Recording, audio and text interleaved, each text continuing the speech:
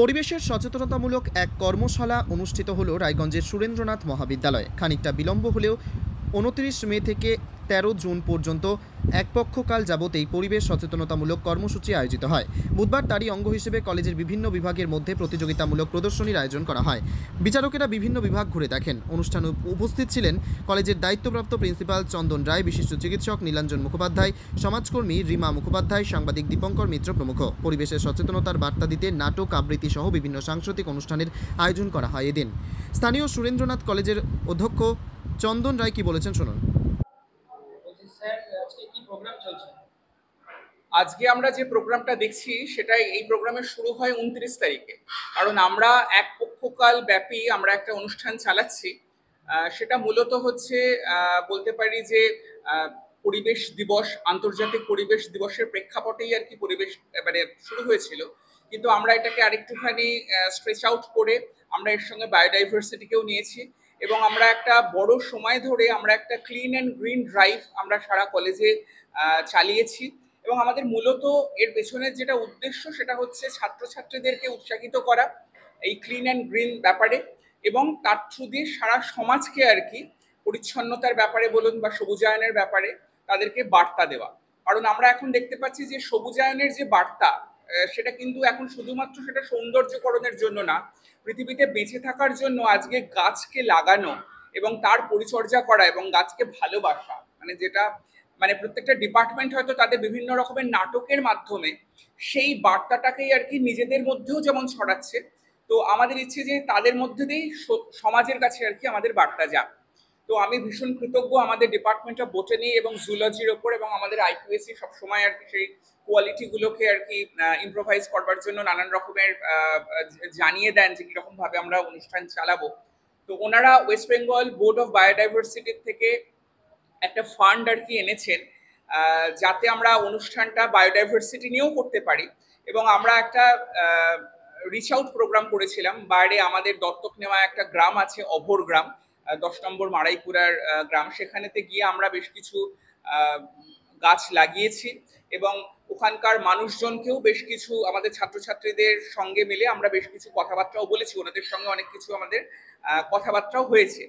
তো তাতেও আমার ধারণা যে একটা সচেতনতার আমরা জায়গা, কারণ যেরকম ভাবে ক্লাইমেট চেঞ্জ হচ্ছে, যেরকম ভাবে প্রকৃতির এই যে মানে পরিবর্তন, সেভাবে তার থেকে বাঁচার উপায়গুলো কি, এই যে প্লাস্টিক বর্জন করতে হবে, গাছ লাগাতে হবে বা অন্যান্য আরো যে সমস্ত বক্তব্য এদের রয়েছে, তো সেইগুলোই আর কি এরা বলছে।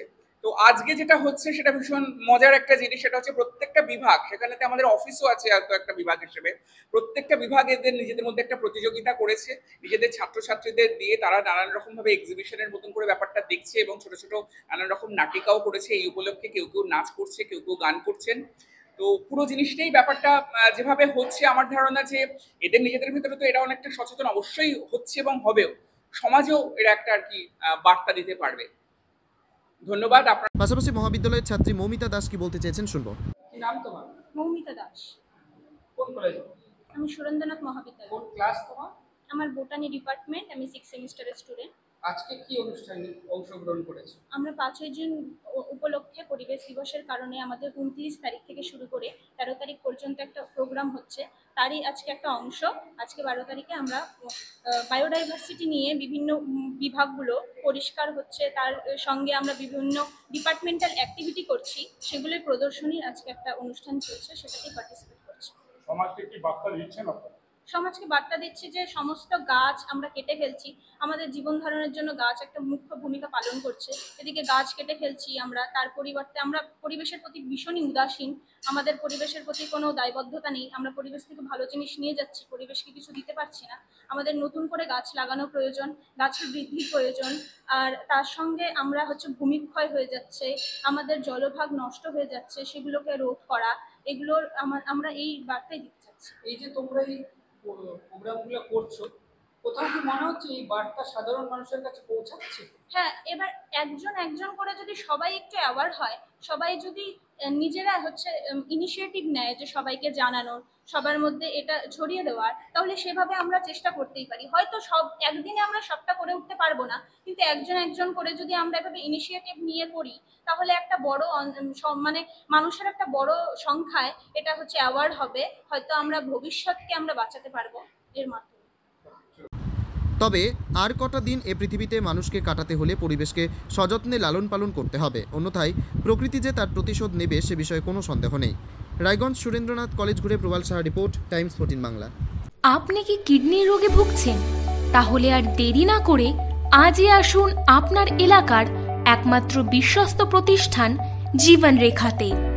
এখানে বিশেষজ্ঞ নেফ্রোলজিস্ট ডাক্তাররা লেজার ট্রিটমেন্টের মাধ্যমে রোগীদের সমস্ত ধরনের কিডনির এবং প্রোস্টেটের অপারেশন করে থাকেন। রোগী দেখছেন nephrologist doctor Arkaprabha Chakraborty, SSKM hospital, Kolkata; doctor Sunil Kumar, Apollo hospital, Kolkata; doctor Pinaki Mukherjee, NRS hospital, Kolkata. এছাড়াও এখানে প্রতিদিন অপারেশন করছেন ও বহির্বিভাগের রোগী দেখছেন ইউরোসার্জন ডক্টর আতার কাশিম, PG হসপিটাল, কলকাতা। তাছাড়াও এখানে স্বাস্থ্যসাথী কার্ড ও ওয়েস্ট বেঙ্গল হেলথ স্কিমের সুবিধা রয়েছে। আমাদের ঠিকানা রায়গঞ্জ, উকিলপাড়া। বিশদে জানতে কল করুন 8373066655 অথবা 8373066644 এই নম্বরে।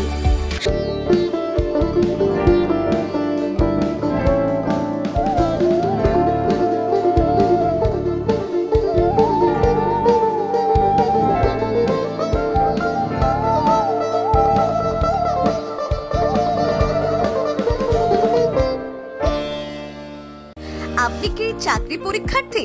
চাকরি পরীক্ষার বই খুঁজছেন? তাহলে আজই চলে আসুন সৌর বুক অ্যান্ড ম্যাগাজিন সেন্টারে। এখানে BSc, WBCS, bank, rail, ICDS, nursing, ANM এবং GNM সহ কেন্দ্রীয় ও রাজ্য সরকারের সকল চাকরির পরীক্ষার বই ও ম্যাগাজিন পাওয়া যায়। আমাদের ঠিকানা হরিমোড়, মোহনবাটি, রায়গঞ্জ। বিস্তারিত জানতে যোগাযোগ করুন 9002904090 অথবা 9434347016।